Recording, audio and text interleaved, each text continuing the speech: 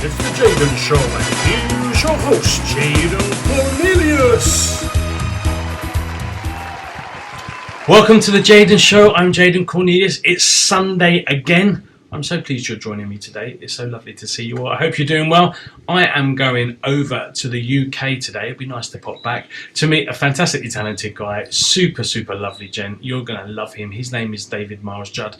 He's an actor. He's a singer. He's a voiceover dude. He is also an amputee and has been inspiring many people all over the globe.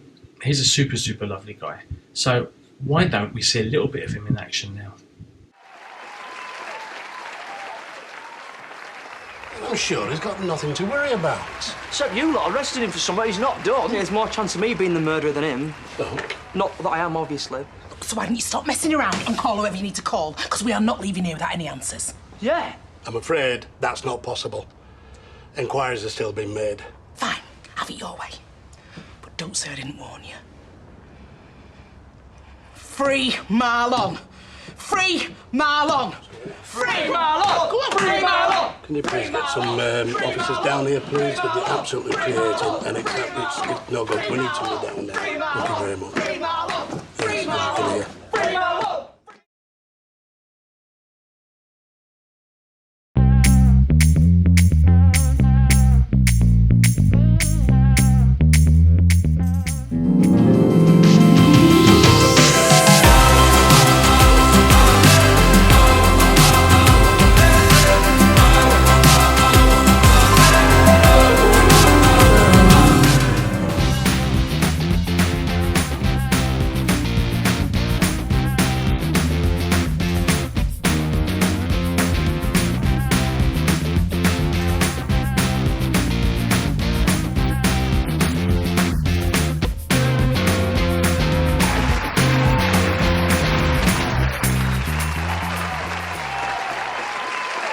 Well, you've seen him. Let's go and meet this week's very, very special guest, the amazing Mr. David Miles Judd.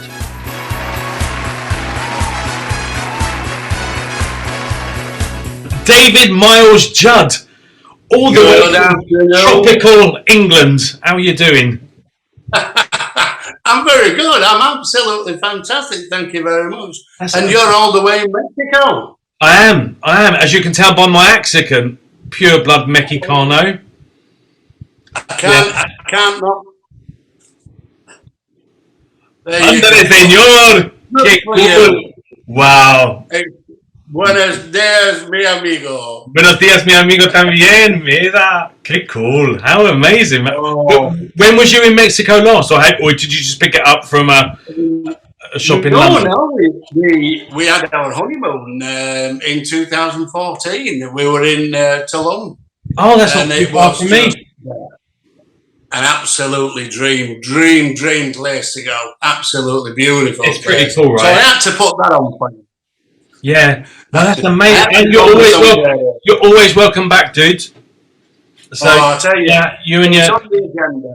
It's Yeah. definitely on the agenda. We're hoping in the next... Now things have calmed down with flying and such now, it's on the agenda. Hopefully, certainly within the next 12 months, we'll be popping over. Sweet. Definitely. Well, you've got a place to stay here. So, right, 4 kilometres from the Caribbean Sea. Not bad. So, I know you don't want to come out. 5 miles from the North Sea. Who wants Cancun when you can have Skeggy? That's what I say. Do you know what? There isn't a comparison. It really isn't. I kind of screwed it for myself now. I used to have a lovely afternoon in Brighton, and now I'm like, I can never go back again.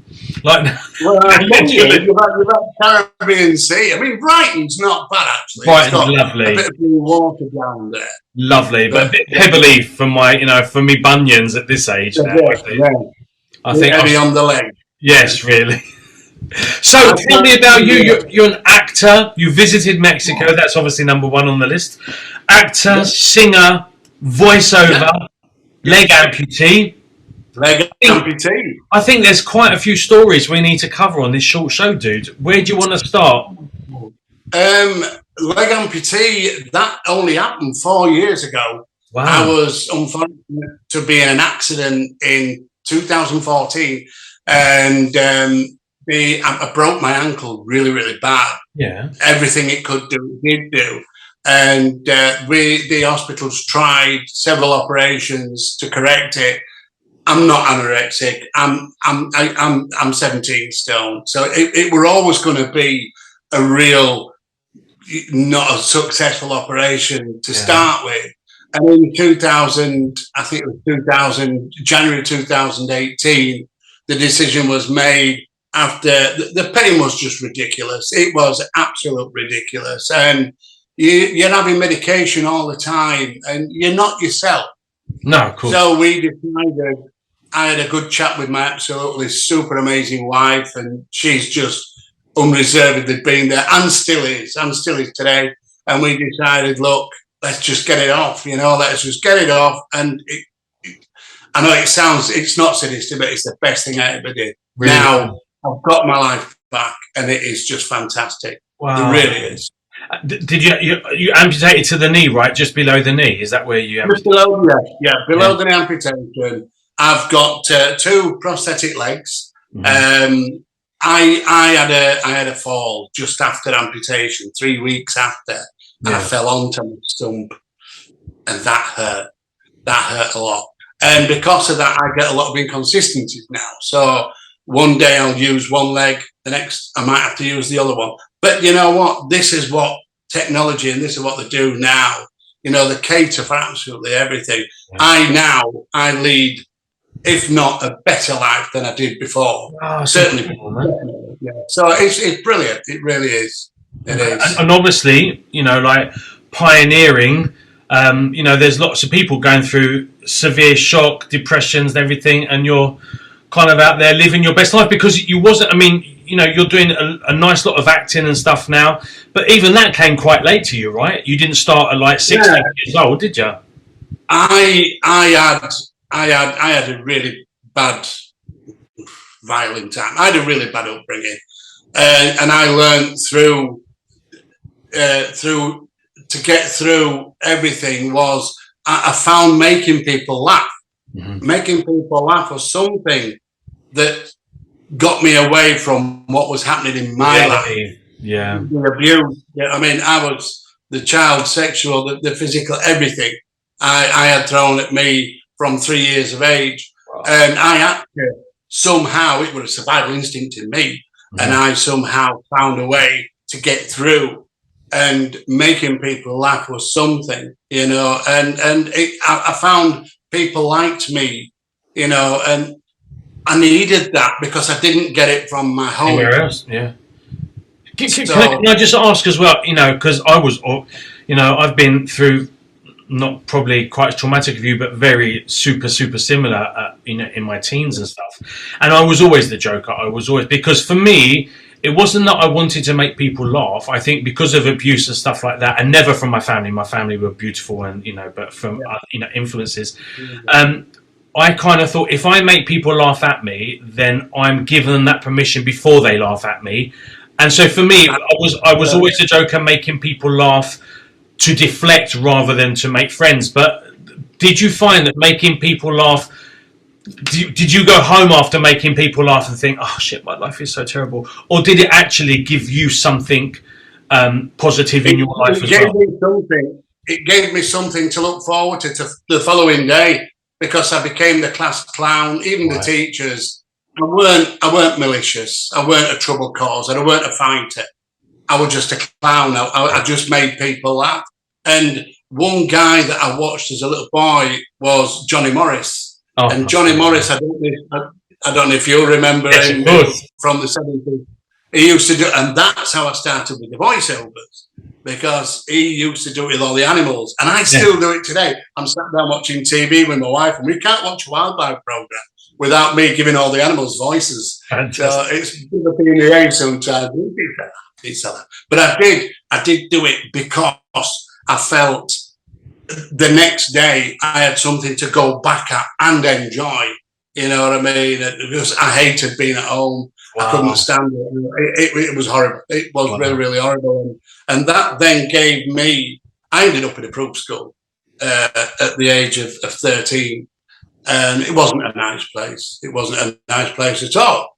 But they did plays every year, and they had a stage, and they did plays. And at 12 years old, I had my first play. And as I am today, I am absolutely horrible. I'm rubbish with my lines. And I went on stage and I forgot my lines. But I'm very good at ad-libbing. Wow. And that got me out of it. And I made stuff up. And there were a full audience there of all of the parents and such. And they laughed. That were it. That were it for me. They laughed. And I thought, hey, this is good. This is a good feeling. And I think that happened I had 3 lines. And I forgot all 3 lines.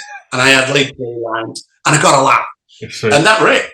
That was it. And it was a fantastic feeling. Yeah. Oh man, that's super amazing. I was my biggest. I mean, I was a singer quite early on. My biggest fear was like I got offered different roles when I was younger because I was becoming a bit better known, and I still have it to this day. This reoccurring nightmare that I've had like 6 weeks, 2 months to learn a script. And I'm waiting backstage, and I'm literally thinking, I've not had time to look at anything. Like, I really haven't had time to have a look. And they're waiting to push me on, and I don't even know how much. I'm literally having to look at the script before I go on. And that, I wake up with sweats, I wake up with nausea. I'm just like, and still, that is, I would probably have loved to have done acting, but that is a dream I've had for nearly 35, 40 years now. I can go do it. I mean, it's a real dog-eat-dog world at the moment. And it all is, to be fair. Colby's absolutely kicked hell out of it. And so, everything's up in arms. And I think it's slowly coming back. I was really fortunate. I had two goals on Emmerdale. My second one was, the first time was as an extra. That's how I started. I started because I'd always wanted to do it. Yeah. Never knew. I never had the support. I never had any A levels, spirit levels, or any levels to go from school. I had nothing at all. And then one day I'd always been taught to people that I'd always wanted to be an actor. And people were always telling me, you should be on TV, you should be doing this, you should be doing that. But I didn't know how. Right. I had absolutely no idea how. And then a friend of mine says, they're doing a film. And it was the Red Riding trilogy with Andrew Garfield and Sean Bean and Mark Daddy. Mm-hmm. And as soon as I found out, and somebody says, yeah, get in touch with these guys. And it was Colouring Book Agency. Okay. And they did for extras. And I flew and I got in touch with him. And there was Mosan and Sid, God bless them. And they gave me a go. And I became a reporter. And it was just, but I knew at that time, I think it was 2006, 2007, something like that. Mm-hmm. And I'd waited all them years, since 12 years old. I'd waited all them years. And I just knew. I knew when I went on set, I thought, this is it. This is it. And it was beautiful. It was a beautiful feeling. And I've done really well. I've kind of been pushing with my agent back then, and I become a porter on Monroe. I become a CID in Scott and Bailey. I could become a CID in DCI Banks. I were in 2 pints of lager and a packet of crisps, candy cabs. So I really started to gather. Building up that CV, amazing. And are these some of these talking parts as well? The earlier ones, no, they were extra. Yeah. The Scott and Bailey one, that's where I'd had a word with my agent, and I said, look, we need to up this now. And I had a word with one of the actors, one of the principal actors that were in there. And he says, and I said, have you got any advice for me? He says, yeah, don't become known as an extra if you want to become an actor. Mm-hmm. So I thought, and I had a word with my agent, and I said, look, we need to push this now. And I've done this now. I think it were about 3 years. And I said, we need to up this, and I need to get. So he says, right. It had a word, and it got me on Scott and Bailey as a regular CID. No lines, but I was pushing my way in. Right. And it was about getting to know the real, the number twos and the runners and such like that, and really learning your craft. Yeah, and learning who's who and what's what. And then I went and had an accident, and I went and broke my knee. Oh, as midway through filming, that was 2011, and I was setting off at 5 o'clock in the morning. I think it was January or February, everybody, and it was -10. And I was setting off to Bury, that's where we were filming Scott and Bailey, and I slipped, and I just broke my neck. And that were it, and that were it in 2011. So this was before your amputation, right? Yeah, this was before. And I was lucky again doing what I got to know. I wheeled my way around, and I get to find who's who and what's what and everything else. And I got to know the producer of Emmerdale, Laura Shaw, absolutely amazing woman. She's a beautiful, so kind woman. And her husband Shane, top geezers. And she got me in touch when I had my leg amputated. She suggested, she goes, look, because I was pretty much on my backside. I had gone back into a bit of a depression. Yeah, I can imagine. A lot of a depression. And she said, look, come on, you can do this. Get back to it. And so I've got an agent now. I'm with Smile Casting Talent Agency in London, and they're trying. You know what I mean? They're really trying. And I've got a management agency as well, Sign Management. Sorry. And we're trying to have a push. It's really hard when it's finding the connections, and as soon as you get them connections, you put them all together, then it's up to yourself then, as you know. And the competition is so great. And I was told as an artist, back in the day that, if you just leave I was even doing it before social media, but now even if I leave social media for more than 5 minutes, I've got to start all over again. Because there's so much to draw the attention of what's going on. What about, just thinking about, I think it would be bloody amazing, and I would definitely subscribe if you had your own, like the Mr. Morris did with the animals, your own YouTube show doing animal voice, I don't know. No, now you're talking. Now this is your own YouTube channel about animal voiceovers. That would be hilarious. Because you've seen, I don't know if you saw it on Facebook, there was this one guy was talking to his dog. And the dog was like, so you're not going to have a sausage, huh? It was just all like this dog with facial expressions were matching the guy's voice. And I must have watched that 25 times. I was weeing myself, man. I think I would definitely subscribe if you start that. Yeah. So that captured you. I mean, maybe. Oh, completely. Maybe that's the way through, Why not? Absolutely. If you're, do a bit of comedic voiceover to little animal documentaries, mate. This is your own YouTube channel sorted now, man. I think I'll tell you what. There's maybe something in that one. I mean, I'm very good. I learned again from a young age. I learned accents and such, not just national but international as well. Yeah. I just always listening to people, and I love mimicking. Yeah. Do like Mike Yarwood and such like that as a child that I watched. I think one of my favourites was Dick Emery. Oh, watching Dick Emery. Oh no, that was Dawson. Dick Emery. Oh, what was it? Oh, I like you. You're naughty, but I can't remember what it was. You are awful. Oh, you are awful. Yeah. Oh, I still have his DVD set here in Mexico, actually. Dick Emery was a legend, mate. I think we must be about the same age then. How old are you now? I'm 54. Okay, I'm 49. So yeah, but I was a kid when you was kind of getting up to your tens then, I guess. Yeah. We were watching the same things on TV though, definitely. It was fantastic. That TV it blocked everything out. It really did. And I found music too. I've been singing. I absolutely love singing to bits. I played drums a bit. I played guitar badly. And I think again, it's going back to the entertainment. It's going back to having people. I didn't want to be liked per se. I didn't have to be liked. I just wanted people to smile. Yeah. That's all I ever wanted. I wanted people to smile. Mm-hmm. And it would even better if I were making them smile. Yeah, of course. Tell me music too. And I were unfortunate. I got depression from the age of about 15. Mm-hmm. And it took me some very, very dark places. And I found music could instigate bad memories. Yeah. But I also realized, well, if it can instigate bad memories, it can instigate good memories.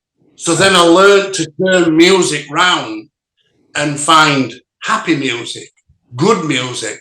And sure enough, it would pick you up and it would make you feel fantastic. Yeah. And there's one record that I would consider saved my life, and it's D-Ream, Things Can Only Get Better. Really? I have to put that in.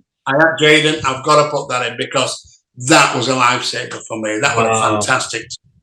Peter, and you look up, you sing that song and you mean it. You listen to the words and you mean it, and things really can only get better. Absolutely. And they can. Absolutely. And they can. You know, we're all human. You know, we can. It's amazing what we can do. And I've been suffering on and off with mental health since my early teens as well. You know, kind of with depressions and stuff. And I've, you know, and every day I wouldn't say it's a battle every day, but some days are darker than others.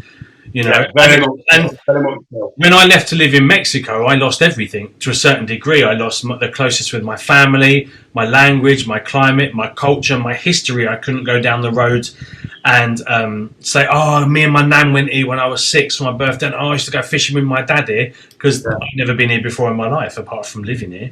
You know, so I kind of, and the only thing that I had, apart from my tradition, so like, I made sure that I kept like my Halloween celebrations and my Christmas celebrations, the things that I would do in England, I would keep them identical here, and my music. So, but I did find one day I was kind of having a bit of a regression day, listening to like ABBA and that, and I was like watching all the ABBA videos, and oh my god, I remember this song, and then all of a sudden this old lady started singing, and I was like, oh, she's ever such an attractive lady. But she really sounds like, you know, she's a good singer. And it was Agneta from ABBA. But of course, she's 74, 75 now. And I'm just like, shit, I'm old now. I still thought they were the same. So true. It's so true. You see people now, and then you find out how old they are. Yeah. And you think, no, that can't be true. Well, I grew up with Madness. Oh yeah, so carry on. Yeah, you grew up with Madness. Yeah, and Adam Ant and all those kind of people. And then when you see them in newspaper now, and it'll say Stubbs, so and so age, and you think, no, that's a misprint. That must be a misprint. Yeah. He's not that. No. He's only in his 30s. Yeah, that's what it should be. Well, we also had the terrible, for me, it was a horrendous event 2 weeks ago when Olivia Newton-John passed as well. You know, and another just like phenomenal artist. I think one of the most beautiful women on the planet as well. Just naturally beautiful, naturally beautiful. Yeah, her voice was just perfect. You know, it really was. The first time I saw her, like many other people, were in Greece, and you just thought, wow, from one to another. And she had it all. She had it at the start, and she definitely had it at the end. Yeah, the innocence and the raunch, right? Absolute and such a massive, massive loss. And it really is. It is just ridiculously sad. But I guess sometimes it shows how life can, you know, it can deal you a hand that is pretty damn not nice, you know. And and irrespective of your celebrity status. I mean, you might have money to be able to go to a private clinic and stuff like that, but if cancer's got you and there's no cure, there's no cure. It doesn't. Whether you're working in Clark's or whether you're singing, you know, in the Sydney Opera House, it just is, you know, it doesn't discriminate as cancer. It just picks and chooses whoever at random, and it's such a horrible, vile disease. And you know, I just hope one day, as we all do, I just hope one day that the finds. I've got 2 sister-in-laws that's passed away with cancer, and friends too. Yeah, and you know, it's heart-wrenching. It's absolutely heart-wrenching when you see what this horrible blooming thing does. Yeah, and you just hope, come on, one day, you just hope and pray that one day they go, we've found it. You know, absolutely. But it also gives you that lesson as well that, you know, like, it's never too late to start again. It's never too late to continue. It's never too late to, in fact, all the more reason to continuing and to keep on keeping on. And because none of us know when is our time, you know. So, like you said, you just have to find the things that make your day more beautiful, that make your existence more beautiful, the things that edify you, that bring you joy and and make you look in the mirror when you're clean your teeth at night and think, fuck it, I got through another day, and it was more smiles today than yesterday. That's all right. You know what? That is absolutely bang on. Absolutely bang on is that, Jaden. It really is. Yeah. You've got to do it, haven't you? You know what I mean? Someday you've got to push more than others. But going back to that song, things can only get better sometimes, and it's up to us. None of us know. None of us know when our number is going to be called. So, like you've just said, you have to take every opportunity that you possibly can. Absolutely. You know, I keep getting kicks. I keep getting setbacks. At the moment, I've been feeling a little bit. Is it because I'm a leg amputee? You know what I mean? Because there's a lot of jobs that I've been going for. I've been doing a lot of self tapes, and I've not been getting them. And I know, there's always better than me, ish. But there's always better than me. I know there is. I know, but you don't like to think that. So when you go for this and you put your heart into a self tape, and then you don't get it, and you think, is it costing my leg? Did they see me as a liability? And it does. It can play a little bit, but then you just got to think, well, do you know what? I can't do it. Can't change it anyway. Yeah. Sorry? I said, and you can't change it anyway.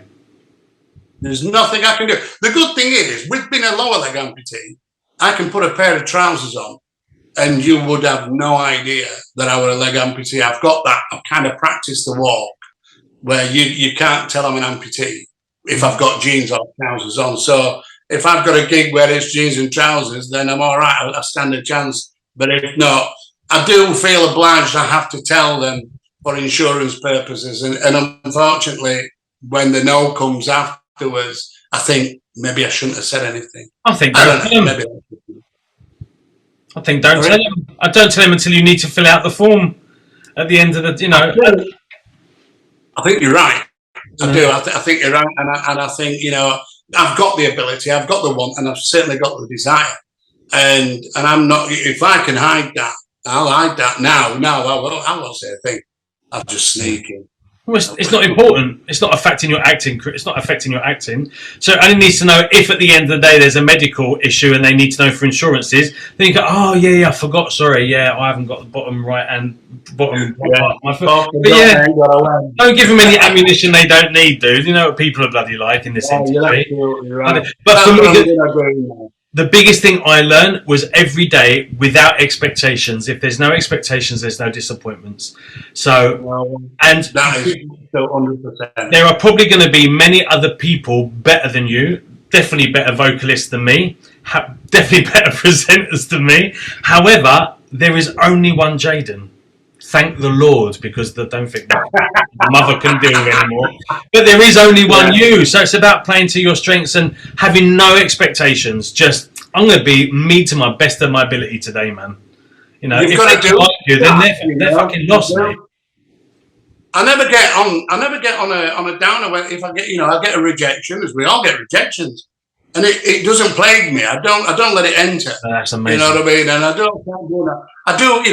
do think about the leg thing, but as soon as that's gone in, worked its little magic, and then gone out, that's it. I don't think about it after that. Move on to the next.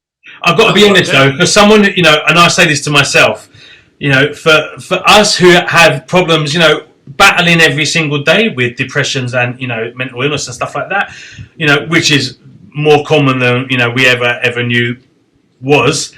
We have picked the shittiest industries to be part of. It's all about rejection, waiting, not being wanted, and yet here we are doing the same bloody thing. Yeah. Well, I think it like this. I've got till I'm 54. I've got up to here now. And I think, well, if I've got this far, I'm doing something, right? Yeah, it's the next 10, 20, 30, 40 years, mate. Yeah, and I'll just keep on blagging. I'll keep on doing whatever it takes. Super. But I'm going to start thinking about this YouTube channel now. Mate. I'm going to bring Johnny Morris. Yes, absolutely. And you send me that link, because not only am I subscribing, we'll do a little Jaden Show special when it comes out, and we'll advertise it, because I think that would be hilarious, mate. I would be one of your biggest fans. It would definitely be hilarious. I guarantee that. Yeah, definitely. So what is is there anything going on for you at the moment? Is there, or you just punting around looking for, you know, the jobs that come up, or just doing that, yeah, just doing that. I'm just trying to find. It's trying to find my way through industries, and it's very, very hard, you know, when people are already in that. Obviously, they don't want new ones to come in because I might take work off them if I'm good. You know what I mean? So people are reluctant to give you certain amounts of advice. Yeah. You know what I mean? You get some people that say, "Oh no, you don't want to do that. It's a cutthroat industry. Don't go in it." And you realise in the end, it's because maybe I'm going to be a challenge for you, maybe. Yeah. But I'm just going to keep going on. I've got my agent working on a few things now. Adverts seems to be the things that's coming through for me at the moment. There's one I've just done for in Estonia. Okay. Why not? Why not? So there's one that's come off for that one. So that's very possible. But you know, I think I've always made it absolutely clear to my agent, I will travel anywhere. I will travel absolutely anywhere. And I think if I do that, at least that may put me in front of somebody else who can't travel. So I think it's a little bit of that in the cutthroat industry, you know, making yourself completely available. And that's what we're doing now. I remember a very good while ago, one of the best, now I sing everything, but I was a classical opera, kind of classical crossover singer back in the UK 10 years ago. And I had an amazing offer from one of the best producers, composers to come and could I be in Wiltshire? I was living in Devon. Could I be in Wiltshire at 3:00 tomorrow? So I said to my boss, can I get the afternoon off work? And no, we need you. You've got a meeting. I'm like, please. Never, ever heard from that producer again. Ever, ever, ever. If you're not available when they need you, you ain't serious about your career. And I will never forget that. That's exactly true. Yeah, definitely. I've been listening to some of your songs, and I have to say, you don't do yourself any justice. I think you're an absolutely exceptional singer. Oh, bless you, man. So yeah, I like some say of the that. That you've done. Say that after you've been to a 2-hour show in Cancun next year, mate. You're like, right, that's the deal. It was exceptional for 4 minutes, but bloody hell, 2 hours, I need a bloody margarita and a sit down. That's what I need now. No, I love that before I'm going. Oh yeah, actually, prevention's way better than cure, dude. Always. Absolutely. No, I like my favourite singing is like Michael Bublé type of stuff. You know, the swing. Yeah. And, I absolutely love that. It is so relaxing. You know, it can just, if you've got the right voice for it, it can just flow. You know, and as long as you remember them words, it can just flow. And it's just, it's so relaxing to sing. You know, and that's probably my favourite. Is that the style that you sing when you sing? I'm open to anything. I'll sing whatever they want me to sing. But I do like to sing what I like to sing. And it's definitely the Joe Cocker, absolutely, and Van Halen as well. You know what I mean? It's a style that I'm very comfortable with. Wow. And you know, there's no, all you've got to do is just be you be on in that it. stage. Absolutely. And you know that, you know what I mean? And you make that stage yours, and they're there to watch you. So you might as well give them something. Absolutely, give them something to watch. Absolutely. So where can people find you on social media? Because obviously not only will there be some animal voiceover shows coming up, but I'm also feeling some music videos as well. So where can people find you on social media?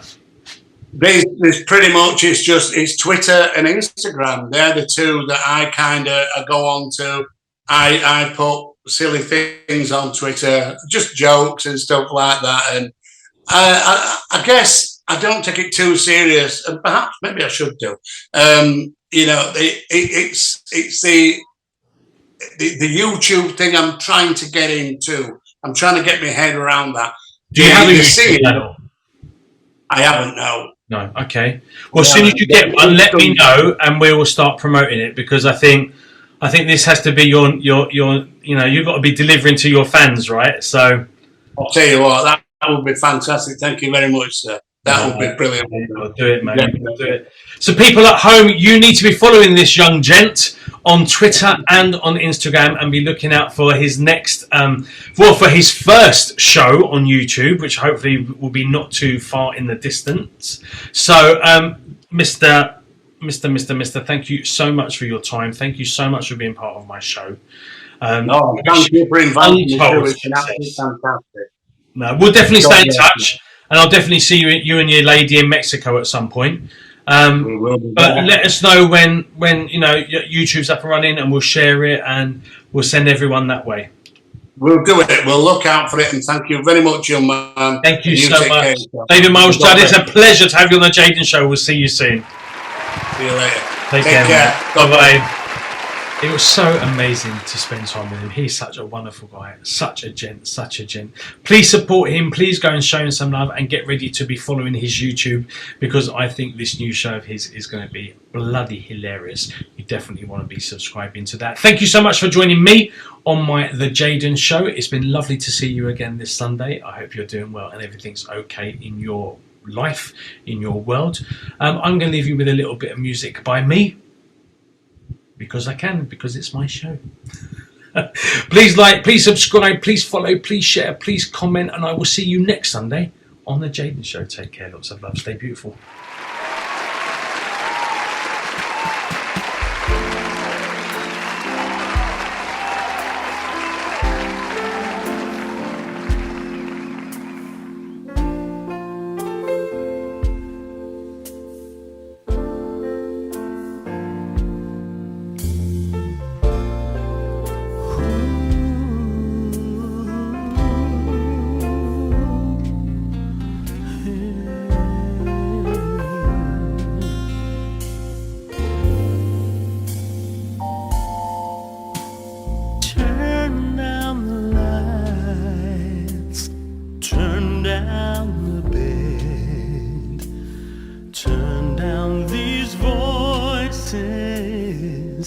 Inside my head, lay down with me, tell me no lies, just hold me close, don't patronize, don't patronize me.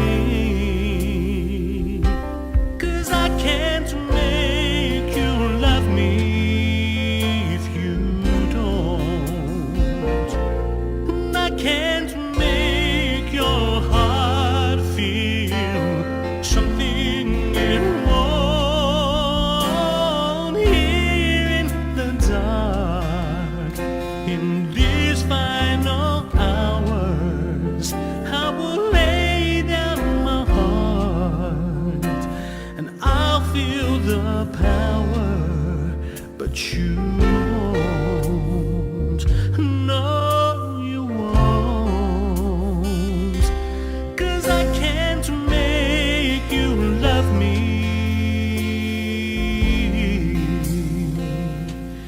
if you don't.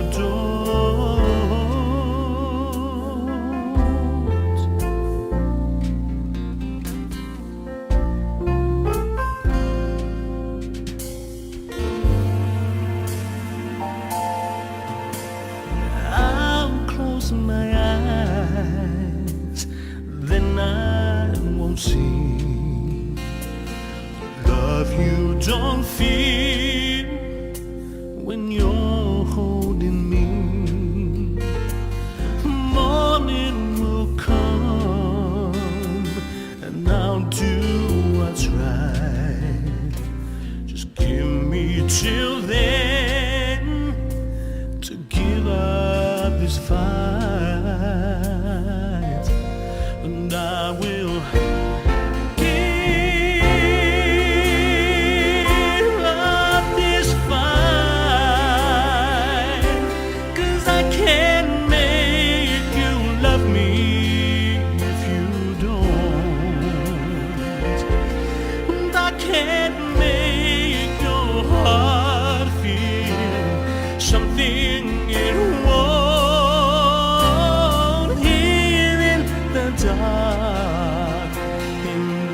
final hours, I will lay down my heart and I'll feel the power, but you won't. No, you won't. 'Cause I can't make you love me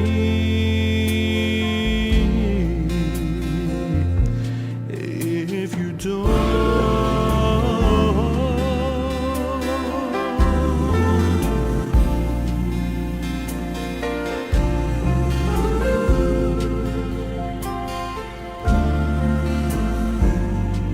And you can't make your heart feel something it won't.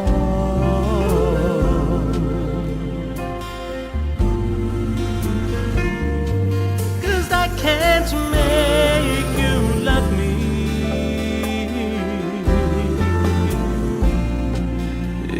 if you don't.